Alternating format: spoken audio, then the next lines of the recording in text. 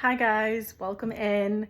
Welcome to Lauren's Leos. Today's video is going to be all about how to prepare to feed and handle your leopard geckos and the proper precautions on how to do that. So first things first, you may have noticed that we got a new addition to Lauren's Leos family, and I would like to introduce you guys to him. His name is Tarzan. He is back there in his little hide. Probably can't really see him. He's super new, he's super shy, but he is doing great. He's settling in. We did finally put him in his permanent enclosure. He is in a 31-gallon front opening terrarium with a UV light and his heat lamp as well.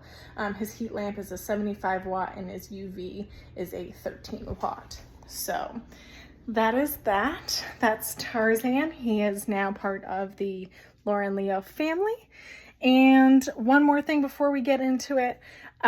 This weekend, if you are in the southwestern Florida area, Repticon is coming to town in Port Charlotte at the fairgrounds.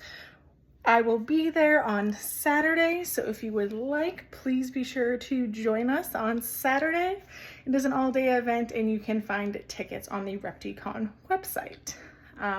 But without further ado, please make sure that you like and subscribe, and we'll get into it.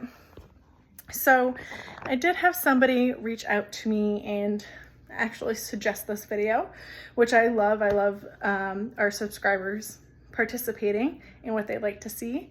But what I do before I handle or even feed my leopard geckos is wash my hands. Why do I wash my hands? Well, even though my leopard geckos are either tongue fed or fed out of a dish, or if it's crickets, the crickets are released into their tanks, I wash my hands. I do this for a few reasons. One, keeps everything sanitary. Two, a lot of people don't think about it like this, but the leopard geckos recognize scents. So if you are washing your hands beforehand with the same soap, it's going to be consistent. If I just made a steak dinner and came in to wash my hands, but the next night I made pasta, my hands are probably going to smell different. Never mind the fact that I have 2 toddlers.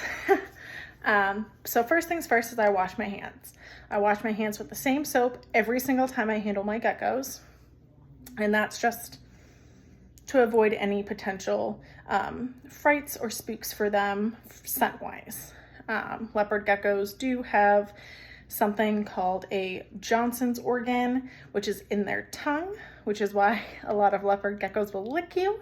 And that is basically to tell if you are alive or a living being or a non-living thing. Similar to what snakes have in whether or not they are able to detect if you're food or not. So that is that. The next thing I do is I go and get my mealworms or whatever it is ready. So my mealworms are kept in my refrigerator in their little tub. Crickets are kept actually in here with the leopard geckos. So I'll prepare all of that. Now my mealworms, this is what I have right now. I just went out and got this today. This is a 500 count of regular size mealworms. And I typically will just feed straight out of this. So I'll get this ready, bring it into my tank. Oh, look, Simba's coming to say hi. You can see him right there. But that's what I do. So I'll come in, get ready to feed, and then I'll do my feeding with my tongs or put it in their food dishes. And then after every leopard gecko, I will wash my hands. That just makes sure that in case one is sick or potentially is sick and I haven't caught it yet, that just ensures everything stays sterile. Now, after I'm all done, I again wash my hands. I make sure the tongs are clean and I clean up anything, and I make sure to put my mealworms back if that's what I fed for the day. So that's kind of my typical routine. If anybody has any questions or anything, please make sure to like, subscribe, and comment. There is a subscription button down below, so please make sure you hit that, and we will see you in the next video. Bye guys.